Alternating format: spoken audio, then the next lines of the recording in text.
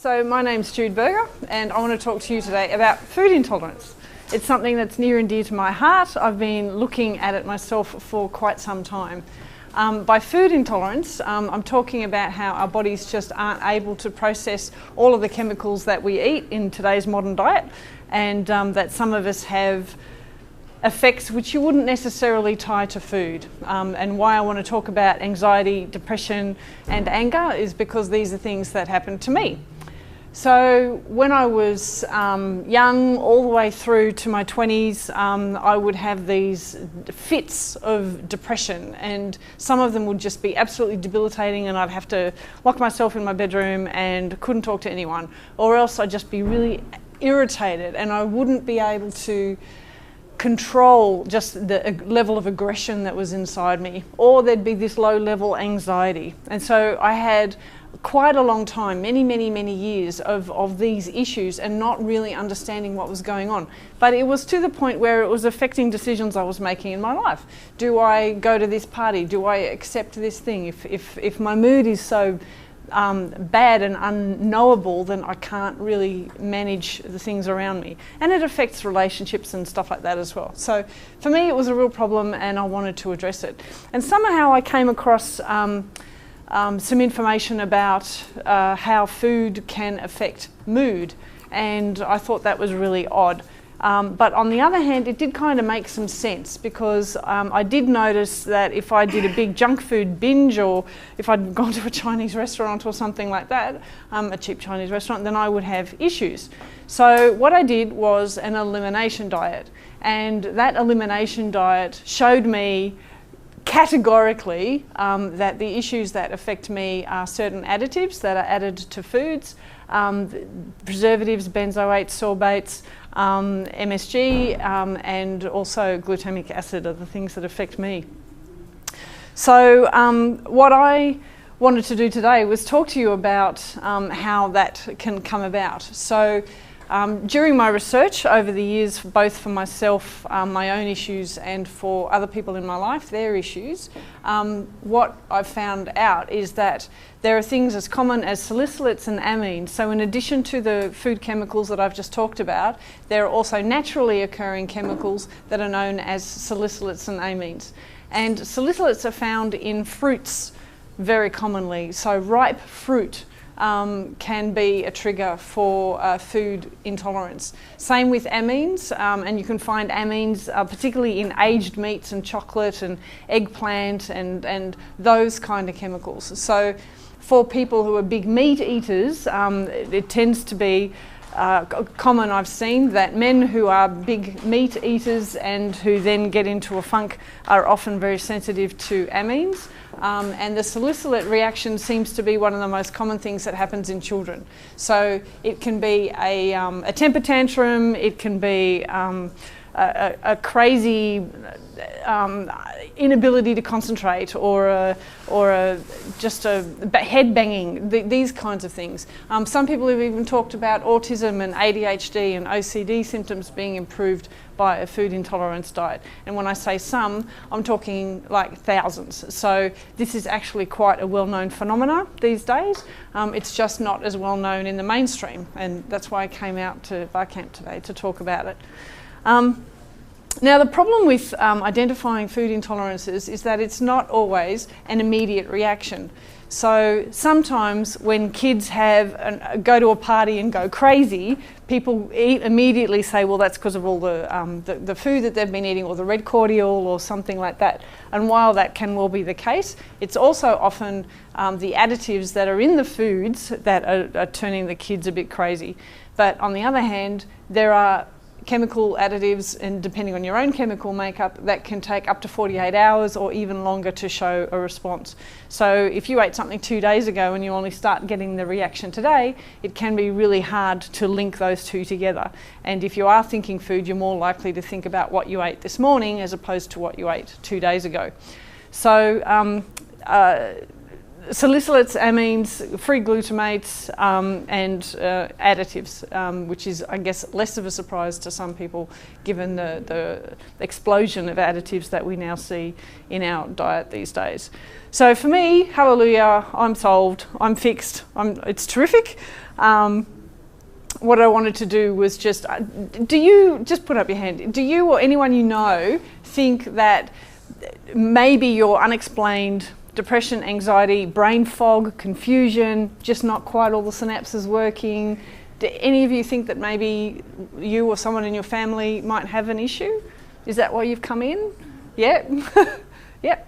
And thanks for doing that. I think it is something that, that isn't getting the level of press that it needs. There are a number of scientific studies available, so people go, this is a bit woo-woo, but there are a number of scientific studies available. The site that helped me the most was fedup.com, and they have dozens of websites and papers and all that kind of thing against how food chemicals can affect you. And for instance, there's a, pardon? Yeah, so fedup.com.au. Yeah. Pardon? Yeah, W's at the front. Yeah. Yeah, fedup.com.au. Yeah. For people who are basically fed up.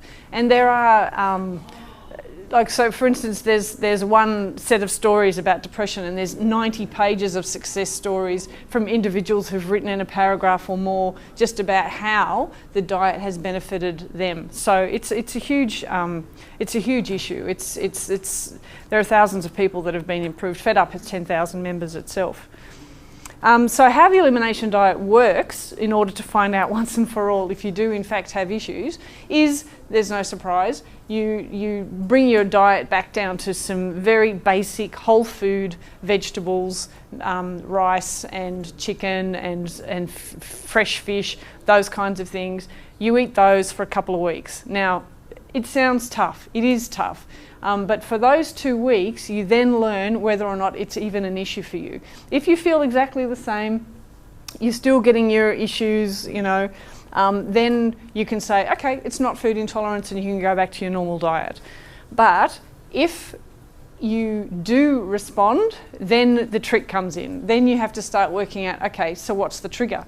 And then you start adding additives back in. And by additives, I'm including chemical additives. Normal food additives, so food chemicals, sorry. So you might bring in salicylates, fruits, and then you bring in the fruit family, and you can see what happens. Now, often the thing that you're addicted to the most is the thing that's actually causing the issue. So there'll be kids, for instance, who adore fruit, and you go, I'm so grateful that my kid loves fruit, you know, it's like there's no problem getting my kid to eat fruit. But the kid has eczema and asthma and has tantrums and hits their head on the wall and those kind of things, then you can point to the fruit. Excuse me. So when you do the elimination diet, you pick which food chemicals you want to bring in. And then you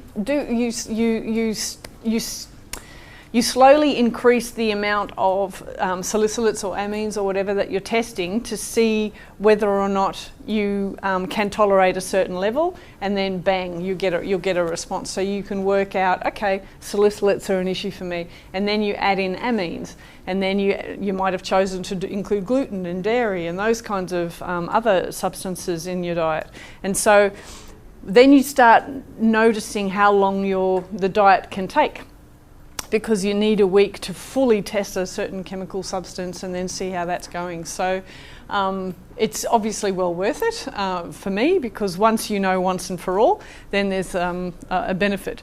Now, some people who are extra sensitive also have to do things like toothpaste, shampoo, moisturiser, because our chemicals can get absorbed in our skin, and salicylates in particular is very commonly found in our soaps and sulfates and shampoos that include things like sulfates as well. So that's something that needs to be that you need to be careful of on the elimination diet.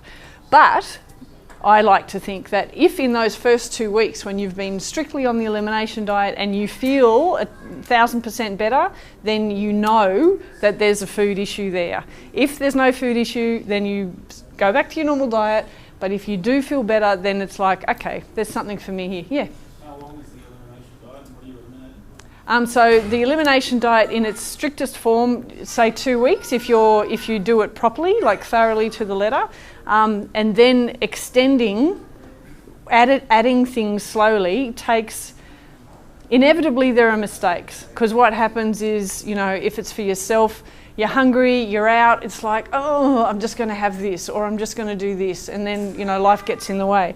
So then you have to kind of go back and then add a week. So I'd say 3 months in total, but after those 2 weeks, you are absolutely increasing your food repertoire after. Well, if you want to eliminate gluten and dairy as well, you end up with quite a restricted diet. So your chicken, rice, okra, leek, pears. There's a few other things as well, but it's a very fresh fish, fresh meat, like freshly killed meat, are some things that you can add on. So you have to sort of source those things. But pears is the only. There's one apple that you can have, and pears, a certain pear that you can have, are the only fruits that you can have on the strict elimination diet, and then you can slowly add other items. But the information's on the Fed Up site. The information's in Royal Prince Alfred Hospital's food intolerance unit, and I've also got more information on my ebook that I'll mention later. Yeah, so. Then there's treatment. Okay, so once you find out, okay, so I'm particularly sensitive to salicylates, or I'm particularly sensitive to 281, which is a common bread preservative, which was a killer for me. What next? Easy to avoid things like a bread preservative. It's easy to have a look at the label and see if 281's not there. But the bit that I'm on right now is that I'm looking at how to heal my system, because I've also needed to become gluten-free, and I really miss my sourdough bread. So I'm looking at trying to heal the situation so that I'll be able to increase my food intake options. So there are different things that they can do. There's something called leaky gut, and there's a growing body of thought that what's happening is that due to the antibiotics that we've had and the chemical diet that we've had with all the new additives and man-made artificial chemicals that they've had over the years, that there's increased permeability within the gut, which means that there are more food molecules leaving the gut and moving to other parts of our body than they're used to. So they're looking at things like healing the gut. So that's one thing to do. Another one is looking at metal imbalances, so copper, zinc, that magnesium, and making sure that our minerals are sufficient in our bodies in order to help everything work correctly, particularly for neurological issues like the ones that I've been talking about. So the microbiome, so whilst we're talking about having a leaky gut, there's also the antibiotics have been killing many of the good flora, many of the good bacteria that we've got in our belly, and you'll see like much more information these days on the microbiome.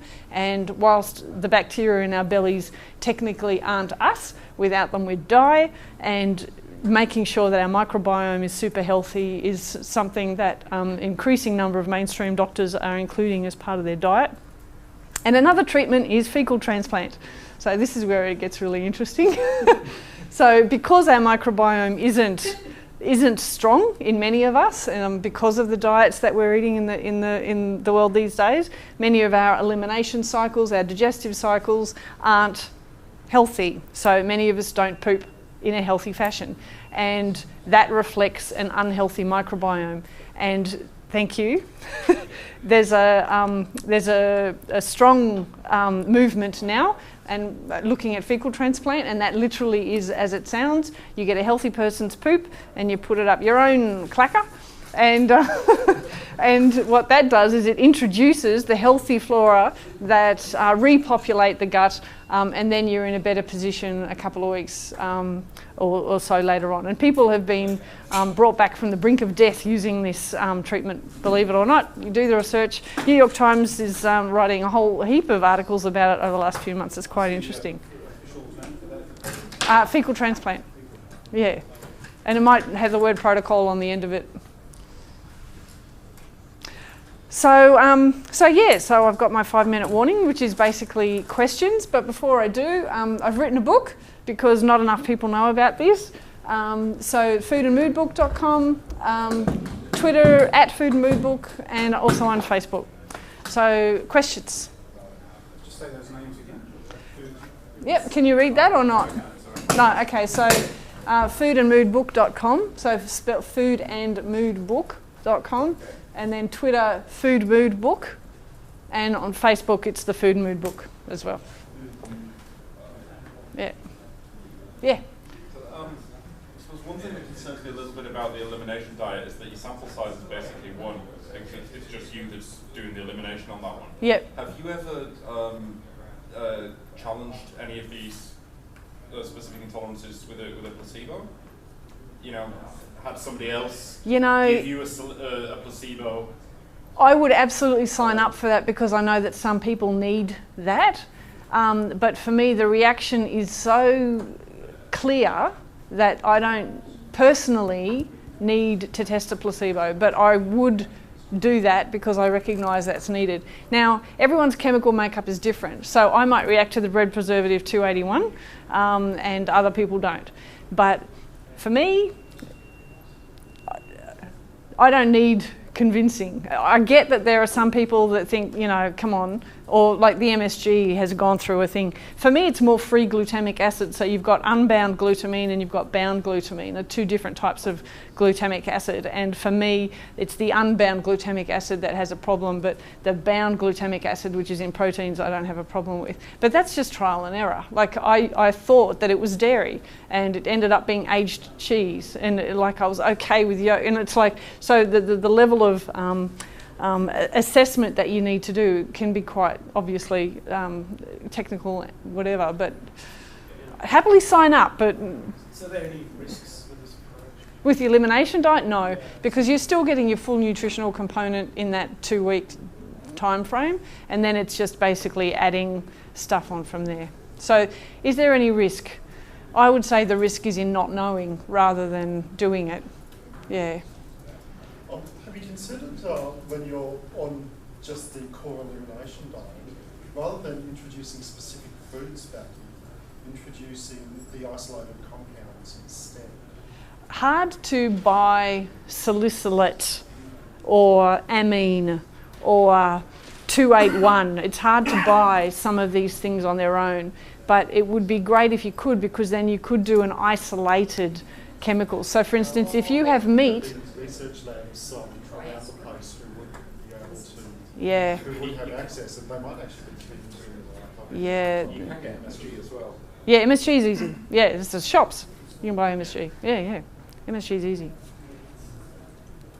Any other questions? Can I just make a comment in Yeah. a very minor fashion? Yeah.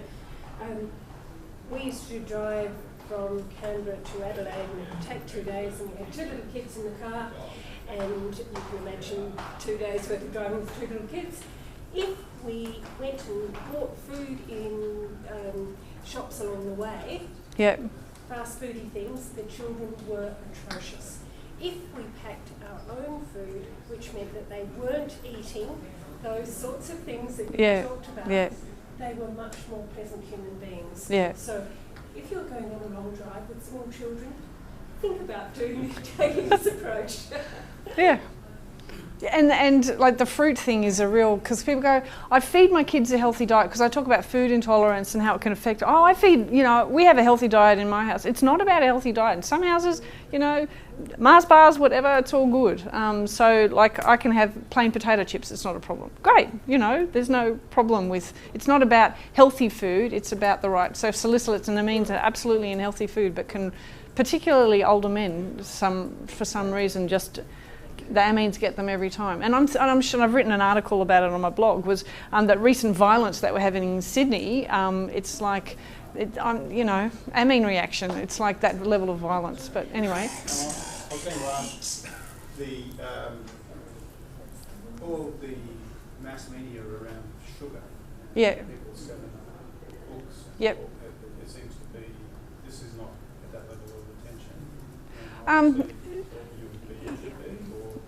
Yeah, look, there's a lot of talk about refined sugar, particularly. It's more about refined sugar, about how that is a real issue for people. And if people feel that they are addicted to sugar, then I think doing a sugar-free diet is a really great way to assess whether sugar's an issue for you.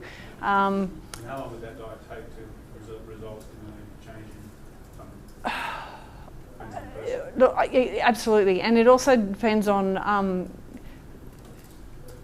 like, are you really quitting sugar, or are you just not putting sugar in your coffee anymore? Like there's a. Sorry. Does Coke Zero instead of? Yeah, exactly. So saccharin, aspartame. Yeah. So. Absolutely. I'm no. Aspartame doesn't work for me. Like, I have issues with aspartame. So. Yeah, me neither. Yeah. My daughter did the taste test the other day with sugar Coke and Zero Coke. She Yeah. could tell the difference. Right. Really could I. Yeah. They taste pretty much the same, but that might be because of the addictions they have to. Yeah. Yeah. Some people say the aspartame, artificial sweeteners, they all set the same response in terms of insulin, Yeah. regardless of how sugar or not. The payoff is you might be consuming less calories, but Yeah. your body still produces a certain amount of insulin. Yeah, it's a fascinating field, and it's really difficult to get the money needed in order to test particularly healthy foods. But the evidence, for instance, in the 10,000 members that have signed up to the Fed Up website, it's very strong. And if you follow these people on the Facebook page, Sue Dengate is the person who set this up. I mean, it's very clear. Like the number of like, someone just wrote last night that she's weeping with joy because after being on this diet for just a couple of weeks, all of a sudden, you know, her child can do his homework and he sits pleasantly and he goes to bed, and you know, all those kinds of behaviours have just disappeared. So, and my time's up, I think. So, any last question?